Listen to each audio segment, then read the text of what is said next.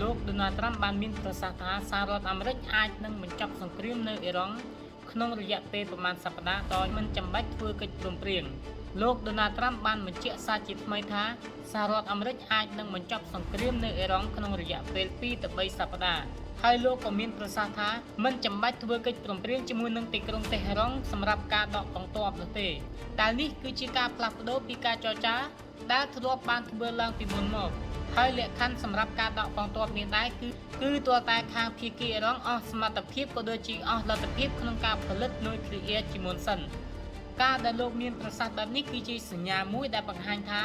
គឺលោកអាចនឹងដកខ្លួននៅពេលឆាប់ៗនេះហើយលោកក៏បានអះអាងថាគោលដៅដែលលោកចង់បានគឺពេលនេះគឺលោកបានធ្វើសម្រេចហើយព័ត៌មាននេះដែរគឺវាអាចជះទៅដល់តម្លៃទីផ្សារក៏ដូចជាតម្លៃមាសគឺមានការហក់ឡើងវិញហើយចំណែកតម្លៃប្រេងក៏មានការធ្លាក់ចុះបន្តិចបន្តួចផងដែរសម្រាប់អ្នកដែលមិនទាន់មានគណនីជួញដូរគឺអាច contact មកខ្ញុំបានហើយដើម្បីទទួលបានព័ត៌មានថ្មីៗទាន់ហេតុការណ៍ទីផ្សារសូមចុច follow និងចុច join Channel Telegram របស់ខ្ញុំ